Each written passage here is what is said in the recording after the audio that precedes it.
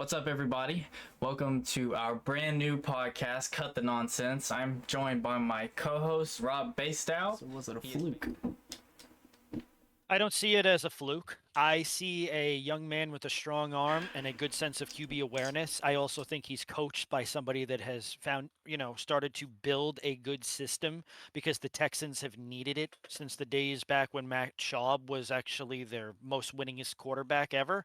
Um, I do like what I'm seeing from him. I do think that, going to a better situation definitely helped him. I think that if he went to Carolina, I don't know if he'd be playing this good Yeah, and at I, all. I don't think Bryce Young would be playing this well if he came to Houston. I don't. No, I don't either.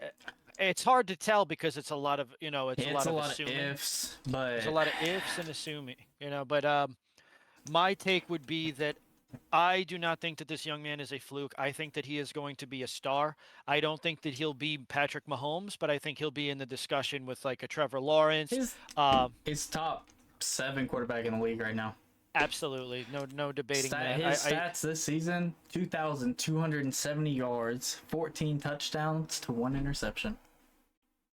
It's incredible. That's actually like you'd never think that. Honestly think he'll win Offensive Rookie of the Year. Oh, but there's no chance he There's does. it's a landslide. He Yeah, locked that there's up. a landslide. Barring Yeah. any type of injury, he locked that up.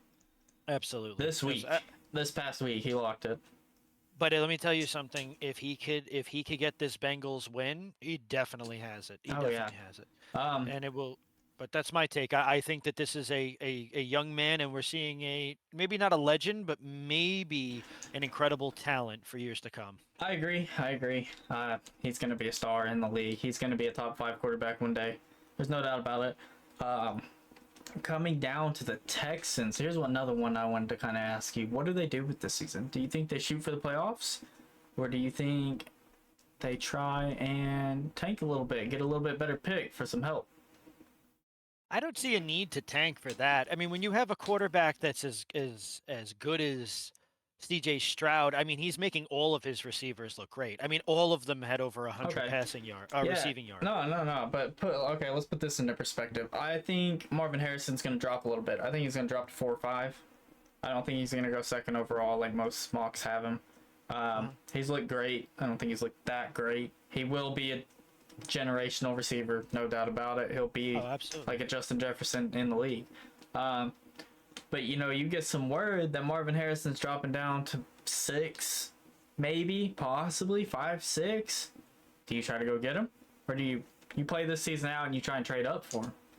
Because they have Nico Collins. Nico Collins is their number 1 receiver. Like, don't get me wrong, he's good, but he's not the next Randy Moss, Megatron. Marvin Harrison coming in is going to be. Oh, I think he'll be an absolute generational talent, and obviously he's related to the great Marvin Harrison, correct? So, he's a NFL superstar legend, Hall of Famer. It just runs in the family, it seems. I don't, however, tank. I don't agree with that. Not that you said that they should. What I'm saying is that I don't think that they should. Yeah. I think they have the guys right now, and it's showing that sometimes you don't need absolute all-stars. I mean, look at the Giants in 2011. Victor Cruz was playing great, but their supposed number 1 receiver, Hakeem Nicks, was really, quiet. They had a bunch of guys even back in 2007 making catches. David Tyree making an unbelievable catch, right? Sure. It was a lucky, right?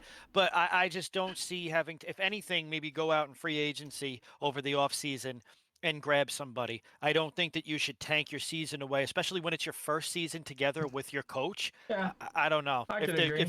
If they're doing this well, I don't see the point. I don't think you tank. I do think when it comes draft time, I think the Texans aim to try and make the playoffs. I think they should try now. I think that they should. Especially if they get the win over the Bengals this week. You should definitely try and make playoffs.